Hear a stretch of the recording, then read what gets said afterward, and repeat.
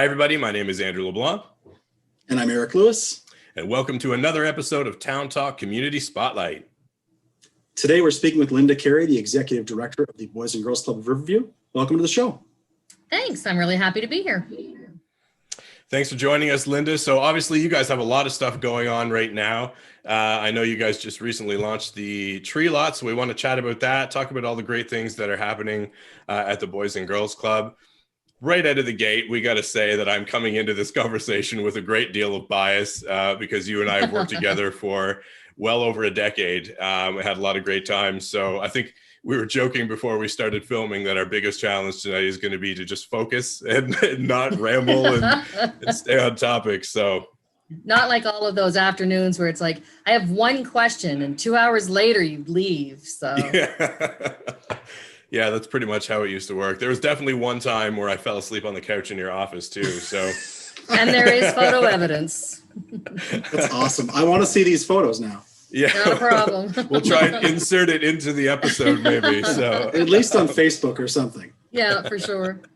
Well, before I get myself in trouble, maybe Lynda, you can maybe just give us a little bit of an overview of the club and what you guys are all about. I'd love to. You know, I love talking about the club. I just marked my 12th anniversary with the club. Hard to believe, really. Congratulations. Thank you. Thank you. The great thing about it is how much we've grown over that time and the ability to see so many more things happening. The club has a lot of things going on, but like we're a small part of the bigger picture. Right now, there's 88 clubs in the country. From Newfoundland clear out to BC, there's a club in the Yukon. And what they're doing in this new strategic plan for the Boys and Girls Clubs is they're reducing the number of clubs, but increasing the number of service locations so that they can actually do what's important, which is deliver the programs to the kids right there on the ground. So like that, we have our club in Riverview where we deliver a lot of great programs, but we also have a service location in Hillsborough where we have I think about 50 kids already enrolled in that. Great. Plus we have service locations in every school in Riverview. And by that, I mean that we have a presence where we can go in and deliver programs to kids at all age levels in the town of Riverview. So in an average year, we're seeing anywhere between 1,400 and 1,500 enrollments across all of these programs that we're now offering. That's absolutely incredible. And I think to your point of having programs in all of the schools, you know, when you and I have talked to other clubs across the country, I think in many cases, it's been a fairly unique situation to have such a strong relationship with the local school district and the local schools. So what role does that community partnership play in the strength of the club? I think it does a lot because the schools in the town of Riverview being a very family-oriented town, and the schools playing a very big part in each family. Regardless of the dynamics of a family, the schools are very important. And there's a lot of information and a lot of sharing. So when we are a part of that and the school is very engaged with what it is that we're bringing in and delivering, they're very happy to share that with the families as well. So what that's done, for all intents and purposes, it has really given strength to putting our name out there and having more and more people being aware of what we offer. The word of mouth, so to speak, that has helped us grow has been huge, and it's been because of the schools in Riverview. Excellent. That's awesome. You mentioned a wide variety of programming. Can you give, for those who may not know what you guys do, give us a sense of some of the programming you offer? That's a great question because so many people across the country, not just in Riverview, but across the country think that when you say Boys and Girls Club, you're talking about a daycare. And a daycare is such a small part of what Boys and Girls Clubs offer.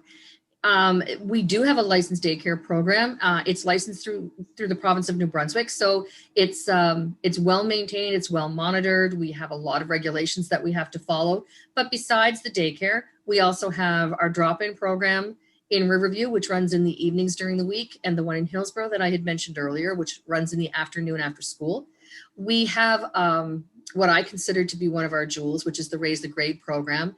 I love this program. It originally started as a program for high school students that offered academic support as well as opportunities to learn about career development and how to turn a hobby into an entrepreneurship. This year, we've also received a grant, a micro grant, to allow us to branch off of Raise the Grade to create a program called Lead Up, which delivers this nice little piece of Raise the Grade to middle school students. So we're now bringing in even more kids for this specific program. We serve breakfast to approximately, I want to say 200 kids a day in 2 local schools. Power Hour, which is one of the all-time favorite programs, even in its simplicity, it still has probably our highest enrollment, which is just a low impact, collaborative opportunity for kids to do something physical, whether it's in the gym or outdoors. And depending on the age of the kids will depend on how advanced that athletic program could be. There's many others that we're offering. We have a lot of great micro grants right now that allow us for anywhere between 6 weeks and 3 months to offer some really fun opportunities. Our mental health awareness program, Flex Your Head, and Skill for Success, which is where we introduce the trades to middle school students, are still big ones for us that get a lot of attention. That's awesome.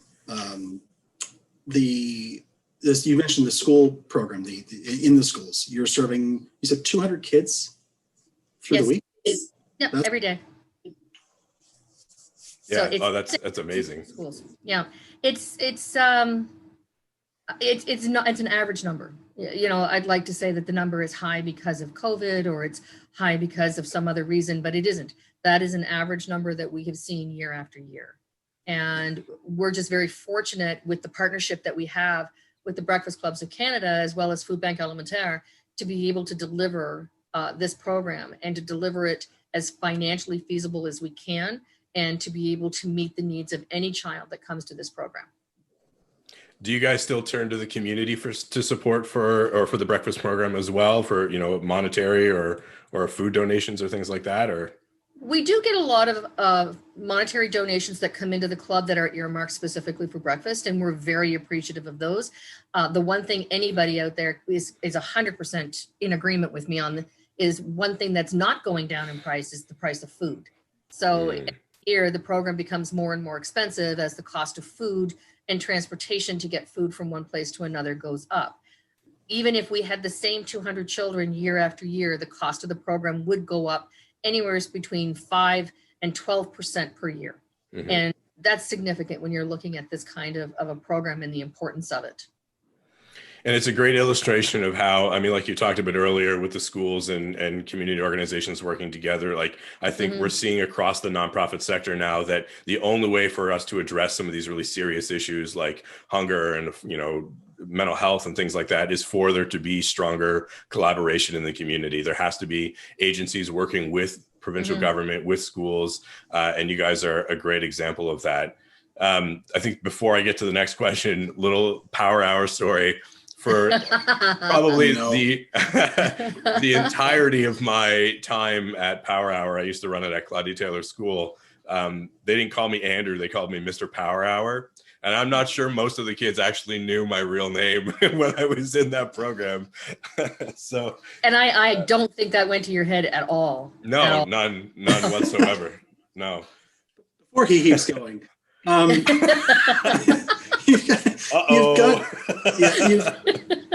You've got a wide variety of programming, as we said.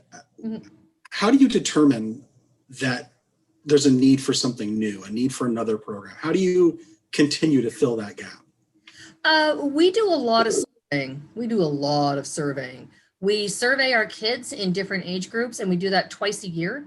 We survey our kids' parents, and we do that once a year. We survey the staff, and we survey the community. And these are random ones that go out to different people at different times. They're all anonymous surveys, and we look for their input. 2 things that I like to see the staff do when they are doing these. First and foremost is what works. What are you hearing that is really great? What are we getting positive responses to? And secondly, what are the kids doing? What is it that they're interested in? What is the change in the pulse of young people so that we can make sure that we're working at their pace and we're reaching them at their level? We don't want to create something and put a lot of money into something and no one show up for it because they're not interested in it. The idea is to bring the kids to us, and you do that by doing what it is that they want. So the surveys have been really helpful. we've put those together. They have been fine-tuned every year so that we are really getting a great cross-section of information from our community and from our stakeholders. Awesome. So another thing that you guys are working on this year is Project Backpack.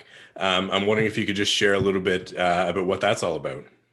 I would love to. I love this program. I love this program because we're finally in a position that our club can deliver this program. Project Backpack is made available through a sponsorship at the national office in partnership with other organizations. And really, really well done. These other organizations, whether they are corporations or businesses, they've all asked for anonymity. They only want national to thank them for this. So they're providing the funding for us to run Project Backpack. Now, Andrew, you and I had talked about this a few years ago, and it's been a few years when it had first come out in its pilot. And I know that I always drove you as the program director, like, let's do this, let's do this. Don't you want to do this one? Let's do this one. Like every single day. Oh, Andrew, I got a new idea. Let's try this. I was like, oh, okay, wow. Yeah. Every time Lynda. Every time I'd say I had an idea, I could clear a room. But we talked about Project Backpack when it was first piloted. And again, looking at what was the pulse of our club at the time, we didn't really think that we had the people, or we had those people that would be interested in Project Backpack. Now, what Project Backpack does, and it sounds really simple, is each week before Thursday, the staff packs backpacks and they put food in them.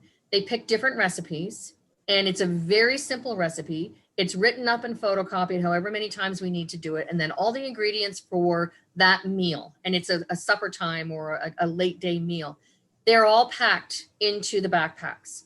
So if you're having something with pasta and sauce, you're going to get the full bottle of sauce and a full package of noodles, so that down the road, there may be another recipe that's going to come out that's going to include some of those items that you'll be able to reuse. We have partnered with 3 schools in Riverview who have helped us put this program together with families who really need it. So the great thing about this is now we're reaching the families. We're reaching out to families who are in need and are just having a little bit of a tough time. Thank you, COVID. We have families who, it's not about neglect or about children who, don't eat. It's about families who have had to struggle through this pandemic and, try to make ends meet. And when this opportunity comes along, they're seeing this for what it is. And we've had a lot of people who've come to us and said, can I be included in Project Backpack? We started out the first week, we had 5 families, and we are now, I think, in our 4th week doing it, and we're up to 27 families. Wow. And continue to grow as much as we can and as much as we can get funding to support it. But it's being able to send a backpack home on Friday with a child who can feed his family, who can bring home a meal and help mom and dad and help the rest of the family out.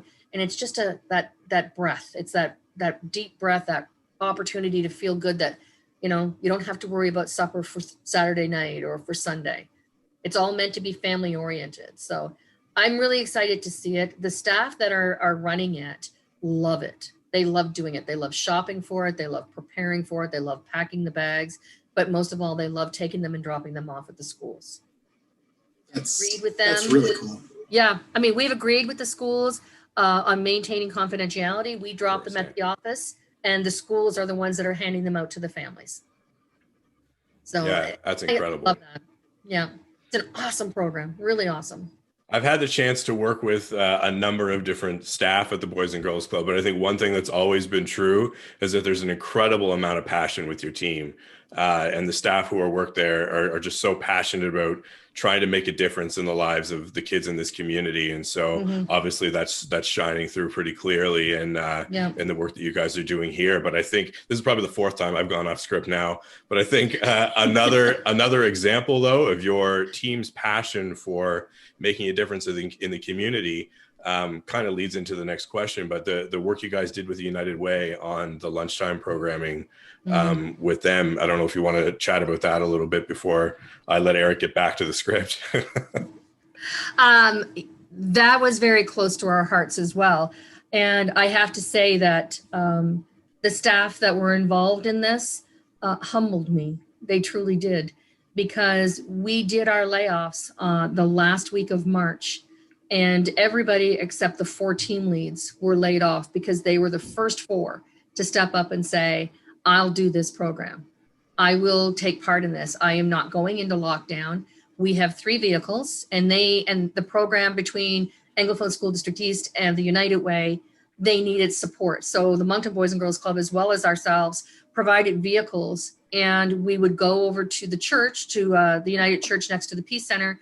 They would have sandwiches and lunches all put together. We would take whatever the number was that we felt we needed for the area that each of the vehicles was being sent to. 1 staff and 1 helper went.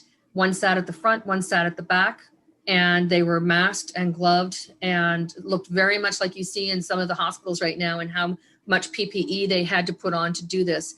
A table would be set out, and they would just put these bagged lunches, and the children would come. We were in a number of communities, and this program happened from Westbrook Circle clear out to Salisbury, in Riverview, and all the way down that side as well. And children came and families came. It was originally meant for those kids who relied on in-school meal programs. And it grew to include families who were also struggling. There's one situation where there was a family in one of the communities that was a newcomer family that were so new to the Greater Moncton area, they hadn't been able to get registered for any support, any financial support from the province. So I think the father had managed to find something in a work way, but because of their culture, mom wasn't allowed to go out of the house unescorted. So she used to stand in the window and watch as these 2 small children, 5 and 6 years old, would walk down to the bus and get 4 and 5 bags to take home. And that would be their supper that night. So in cases like that, we're trying to put a little bit more into the bags and add a little bit more here and there. But by the time that program wrapped up, the whole program had delivered over 14,000 lunch bags in this area. And every one of them was taken, and every one of them was used. There was very few that were brought back and dropped off at, I think it went to Harvest House. I'm not sure, but we had some that we would drop off. But as the program grew in its popularity, we were running out. Wow. So, and my staff was just amazing. It's like, there's no question, we're going to do this.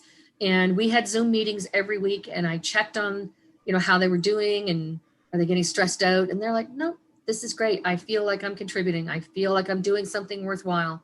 And they never faltered, and they're just amazing. That's awesome.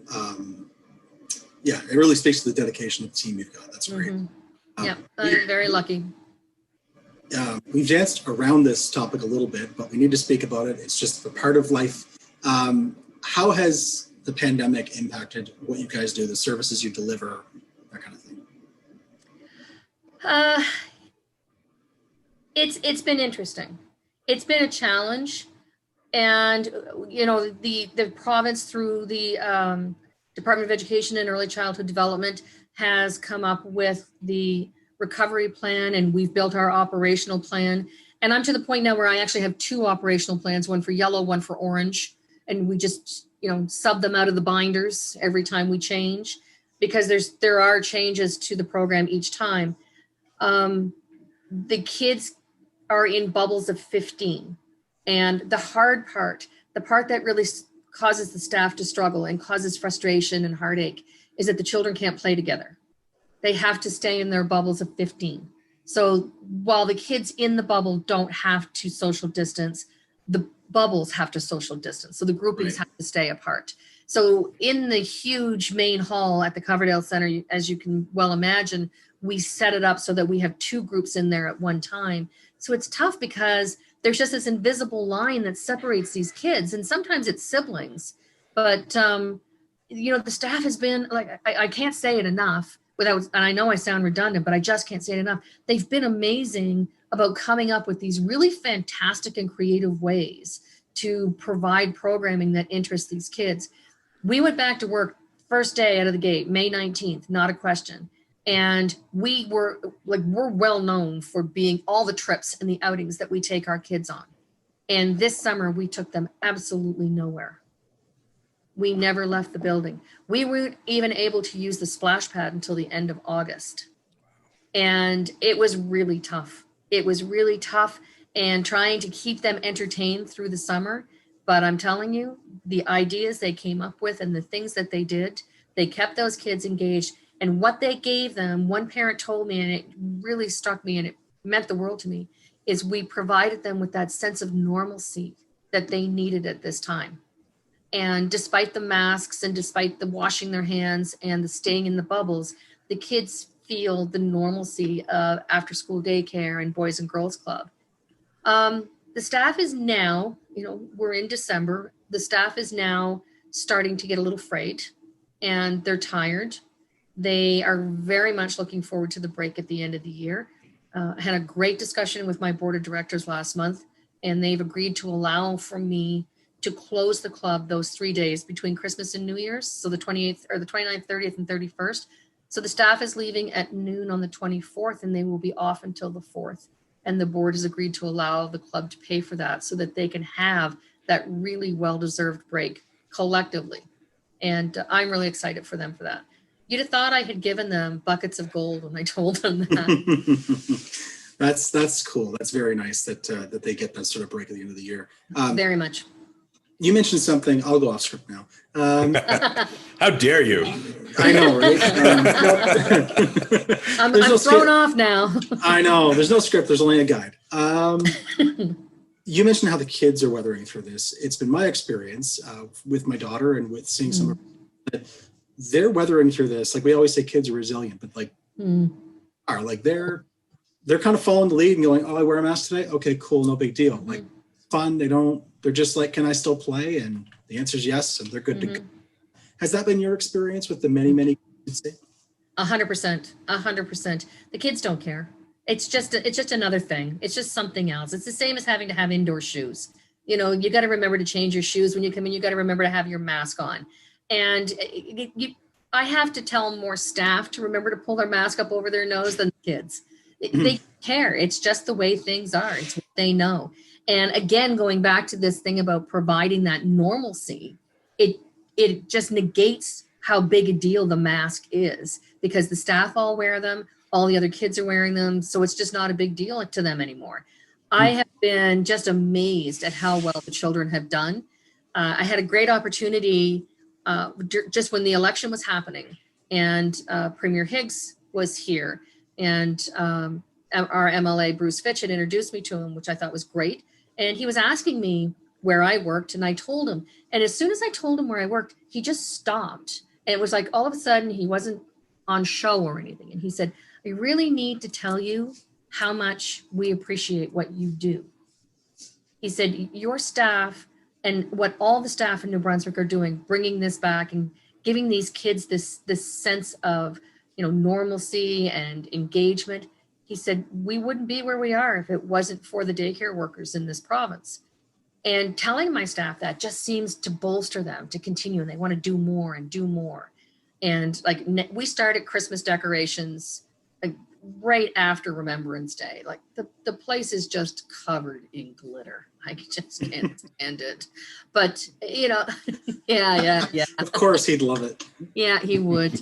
But, they're amazing. And the way the kids are and the way the staff are, you'd never know that there was something as big as this pandemic going on around us. And sometimes we get a little insular. I honestly believe that we kind of forget sometimes that what's raging around us. And that's okay for a little while. But if COVID has done anything for us, it's as a community shown us the value of organizations like the Boys and Girls Club and what you guys really, with the impact that you truly have in our communities and on the kids, because it's no small feat. As the Premier said, it's not a small thing to provide that normalcy for these kids who, imagine if you guys weren't there for them, if they didn't have that outlet for that normalcy, what would the impact be? And it's huge, the work that you guys are doing. So it definitely is really important. And hopefully, when COVID is over, we remember that as a community and we're there to support community groups like the Boys and Girls Club and the work you guys are doing. Yeah. I mean, okay, so I'm going to go off script. Did I have a script that I went on? So one of the things that I have really been grateful for, and I love the opportunity for the shout out, are the number of other organizations, service organizations and businesses and even individuals who, especially during May to August when it was summertime and they knew what we were going through, how they stepped up and did for the kids. People would call out of the blue and say, what do you need? What can I bring you? And like we were going through crayons and pencil crayons and paper and glitter like nobody's business. And people would just come in with buckets of art supplies. And, you know, they were cleaning out drawers and they would bring all of the stuff for the kids. And the kids would draw on anything. And we're just trying to keep that so it doesn't turn into the walls. But people would just show up randomly with all of this stuff for the kids. And it just was so great to see this and to see them do these things for us.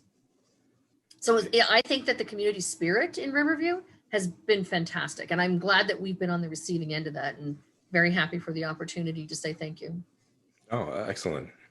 So listen, you obviously have a picture of a Christmas tree lot behind you. And it's the, sorry, you didn't know that was there? My apologies. You're on location, aren't you? You're on location.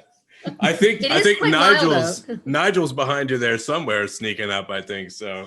There's no doubt about it. It's holiday time. It's one of the things every time we get to the Christmas season, I get really nostalgic about my time at the Boys and Girls Club with the concerts that we used to do. And more importantly, the Roger Whittaker I used to force you to listen to in the office all the time. But, you know, one of the larger fundraisers you guys have is the Christmas tree lot. So would you mind telling everybody a little bit about that one? I love talking about Christmas tree lot. I like talking about anything to do with the club, but I love talking about tree lot. It was the very first thing I did when I started with the club. It was the very first event that I put together and had no idea what I was doing. And I thought, you know, as long as I don't drop a tree on somebody, I guess I'm doing okay. You know, it's the thing that is the best about tree lot is what it can do for families, what it does. A lot of people wait until they can come into the tree lot, and they don't come to buy just a tree. They come for the festivity. It kicks off the season. It's just the start of the holiday season. And I love that we've made this event so much more than just a fundraiser. This has really moved more on the dynamic of becoming a community engagement opportunity. And we see so many people who volunteer for it. And I'm going to be really honest and thankful and try to sound humble about it. I can literally sit back and make a post on Facebook that we're getting ready to start tree lot, and people call and beg to volunteer. They absolutely love coming out and doing this. We have organizations who want to do team building events. We have families who come and do, you know, a few hours together.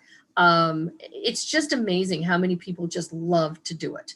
They want to come, they want to hang out, and it's been awesome. So it's completely full. It's been a little tough this year because we have to be very careful, especially since we've been in phase orange up to this point, of how many people are in the lot at a time. So we don't bring in as many volunteers as we normally do because that counts towards the number of people in the lot. But it's been amazing. When we opened, the first weekend we opened, the first night that we opened, just in review of last year, we tripled our numbers on the first night that we opened over last year. I'm like, I've got to be counting this wrong. We all know that I'm math stupid. So, you know, I counted it like 3 times. So, but the thing that's a little bit of maybe a negative to it this year is that there is a shortage of Christmas trees because there are so many people buying Christmas trees this year. And unfortunately, because of the really dry summer, a lot of the tree lot owners aren't able to get a big portion of their trees out of the woodlots. So we are one of them that is going to be short shipped by over 100 trees on our order this year. Oh, wow. So what's in the lot right now is the last of our trees. So anybody who hasn't got their tree and is waiting, don't. Please. Get up there. Go. Wow. There's like 200 trees in the lot right now. And I mean, you know, like going into this week, how fast they're going to go. We probably won't be open next weekend. And we should obviously put this out for anyone who doesn't know. The tree lot is located where? It is located in the Home Hardware parking lot in Riverview, the Downey Home Hardware parking lot, right on Pinewood Road, across from Scotiabank, and there's a strip mall there. So You can't miss us. As you can see, the really fancy lights, it lights up most of the street, and you can see us from quite a distance. And there's people there. We open at 1 o'clock Monday to Friday, and we're open until 8 o'clock. On Saturdays, we are 9 to 6, and Sundays we are 11 to 5. And if anybody wants any more info or ask anything about the tree lot, they can certainly call the office anytime. We love talking about tree lot. They can even call Andrew. He'll tell them about it. I will do You that. remember all those details?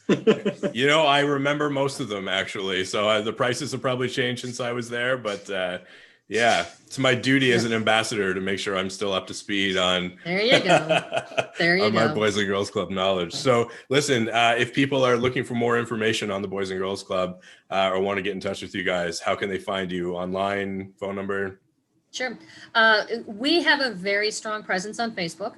Boys and Girls Club of Riverview is our page, and we post there quite regularly, and we do answer all messages that come in through there. We're finding a lot of people are sending us inbox messages. The programs that I talked about, the drop-in program, it's called Drop-in Teen Center, and then the Raise the Grade program have their own pages as well. So you can talk to the education manager or to the youth working staff and get some really direct information from them. Otherwise, call the office, 387-7070. There's a long litany of people you can talk to on the menu, and I'm not number one. Most people just pick number one. I very strategically made myself not number one. Very smart. Very smart. Yeah. But yeah, everybody is well aware of what's going on with Tree Lot, and we'd love to talk to any of you. We're there at 8:30 in the morning, and we are there until at least 5:30. If you call after that, just keep pressing numbers. Somebody will answer. That's awesome. It may even be one of the drop-in kids wondering if it's their mother coming to pick them up. That's awesome. Well, thank you, Lynda, for joining us. Really appreciate your time. I really appreciate this, guys. It's really great to see you. I don't see you guys often enough, so this is fantastic. Well, we don't see anybody anymore, right? And when you do see them, you don't recognize anymore anyway. People are right, exactly. It's only this. You only see this. Yeah. So yeah, exactly. do I know you? No, I don't think so. No. But it's also been beneficial if you didn't want to know that person too. Very true. Very true. All right. Well, thanks again, Lynda. It's been such a great time chatting with you and discussing some things that are happening with the club. I miss you guys a lot, and thanks for all you do for our community to make it such a great place. So, and thank you all. We miss you too. We miss you too. We miss having you around, and I do not miss Roger Whittaker. I have to admit that. But, you miss that most. Come on. I'd rather listen to you beat on the keys with your headphones on than listen to Roger Whittaker. So. Concert rehearsal. Good times. All right. Well, thanks everybody for watching Town Talk. We appreciate it. Thanks very much.